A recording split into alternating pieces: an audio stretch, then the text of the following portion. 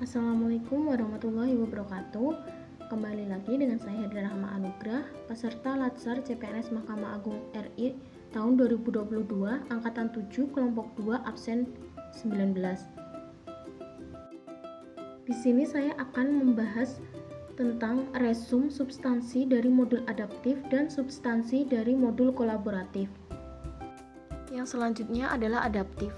Terus berinovasi dan antusias dalam menggerakkan ataupun menghadapi perubahan. Memahami apa itu adaptif. Adaptif adalah karakteristik alami yang dimiliki oleh makhluk hidup untuk bertahan hidup dan menghadapi segala perubahan lingkungan atau ancaman yang timbul. Adaptif tak lepas dari kata kreativitas dan inovasi. Terdapat beberapa alasan mengapa nilai-nilai adaptif perlu diaktualisasikan dalam pelaksanaan tugas-tugas jabatan di sektor publik. Yang pertama, adanya perubahan lingkungan strategis. Kedua, meningkatnya kompetisi di sektor publik. Dan yang ketiga, adanya komitmen mutu. Yang keempat, meningkatnya perkembangan teknologi. Dan yang terakhir, adanya tantangan praktek administrasi publik. Adaptif tidak terlepas dari kata kreativitas dan inovasi. Kreativitas adalah sebuah kemampuan, sikap maupun proses dapat dipandang dalam konteks tersendiri yang terpisah dari inovasi. Kreativitas bukan hanya berbicara tentang kemampuan kreatif, tetapi juga bagian dari mentalitas yang harus dibangun sehingga kapasitas adaptasinya menjadi lebih baik lagi. Kreativitas yang terbangun akan mendorong pada kemampuan pegawai yang adaptif terhadap perubahan. Tanpa kreativitas, maka kemampuan beradaptasi dari pegawai akan sangat terbatas. Berikut merupakan panduan perilaku atau kode etik adaptif. Yang pertama, cepat menyesuaikan diri menghadapi perubahan. Kedua, terus berinovasi dan mengembangkan kreativitas. Dan yang terakhir, bertindak proaktif. Selanjutnya, organisasi adaptif.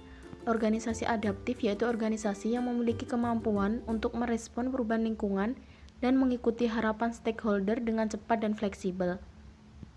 Fondasi organisasi adaptif dibentuk dari 3 unsur dasar, yaitu yang pertama adalah unsur landscape, terkait dengan bagaimana memahami adanya kebutuhan organisasi untuk beradaptasi dengan lingkungan strategis yang berubah secara konstan. Unsur yang kedua adalah pembelajaran atau learning, yang terdiri atas elemen-elemen yaitu perencanaan beradaptasi, penciptaan budaya adaptif, dan struktur adaptasi. Dan yang terakhir adalah unsur kepemimpinan atau leadership, yang menjalankan peran penting dalam membentuk adaptive organization. Adaptif sebagai nilai dan budaya ASN. Adapun ciri penerapan budaya adaptif dalam lembaga pemerintahan antara lain sebagai berikut. Pertama, dapat mengantisipasi dan beradaptasi dengan perubahan lingkungan. Kedua, mendorong jiwa kewirausahaan. Ketiga, memanfaatkan peluang-peluang yang berubah-ubah. Yang keempat, memperhatikan kepentingan-kepentingan yang diperlukan antara instansi mitra, masyarakat, dan sebagainya. 5. Terkait dengan kinerja instansi.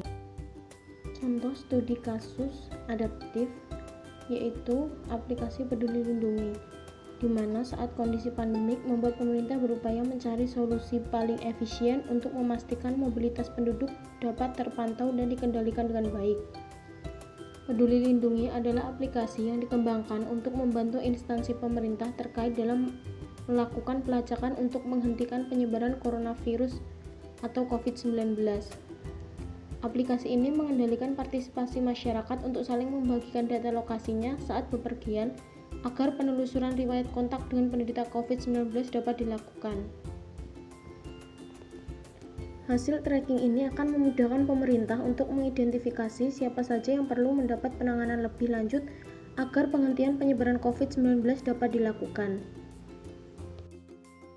Yang selanjutnya adalah kolaboratif.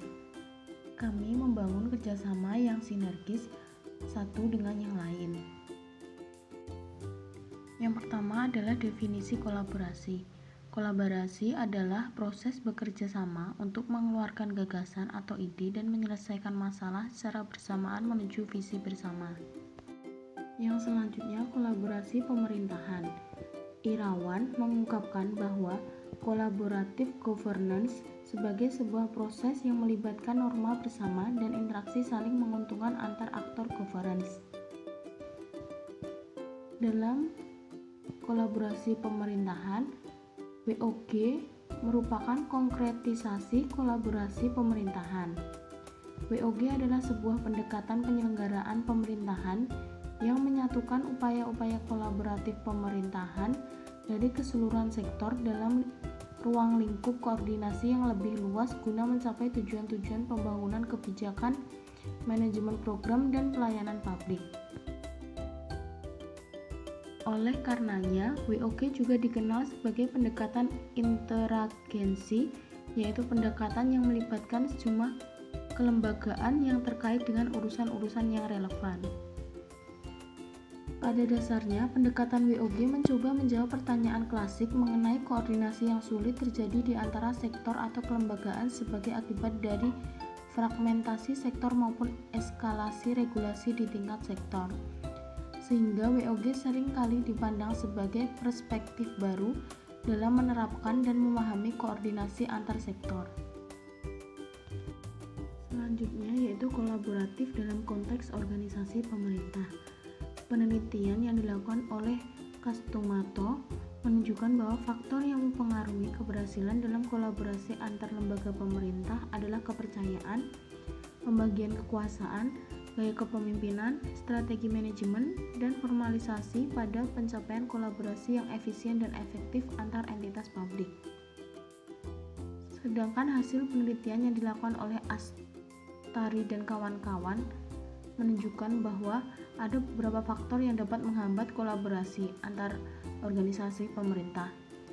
Hasil penelitian menunjukkan bahwa kolaborasi mengalami beberapa hambatan, yaitu ketidakjelasan batasan masalah karena perbedaan pemahaman dalam kesepakatan kolaborasi. Selain itu, dasar hukum kolaborasi juga tidak jelas. Berikut merupakan panduan perilaku atau kode etik kolaboratif. Yang pertama, memberi kesempatan kepada berbagai pihak untuk berkontribusi. Yang kedua, terbuka dalam bekerja sama untuk menghasilkan nilai tambah. Dan yang terakhir adalah menggerakkan pemanfaatan berbagai sumber daya untuk tujuan bersama. Selanjutnya, studi kasus kolaboratif. Salah satunya terkait kepemimpinan Bupati Kulon Progo dan Banyuwangi yang dipandang dapat menjadi contoh keberhasilan dalam tata kelola kolaboratif. Praktik tata kelola kolaborasi yang berlangsung di Kulon Progo diinisiasi melalui inovasi program dan kolaborasi eksternal multi-stakeholders, sedangkan di Banyuwangi diawali dengan keberhasilan kolaborasi internal dan inovasi program. Keluaran jangka panjang praktik tata kelola kolaboratif terwujud dalam bentuk pengurangan jumlah penduduk miskin, peningkatan indeks pembangunan manusia, dan produk domestik brutonya. Sekian penyampaian resum dari substansi modul adaptif dan kolaboratif, semoga bermanfaat. Akhir salam, wassalamualaikum warahmatullahi wabarakatuh. Terima kasih.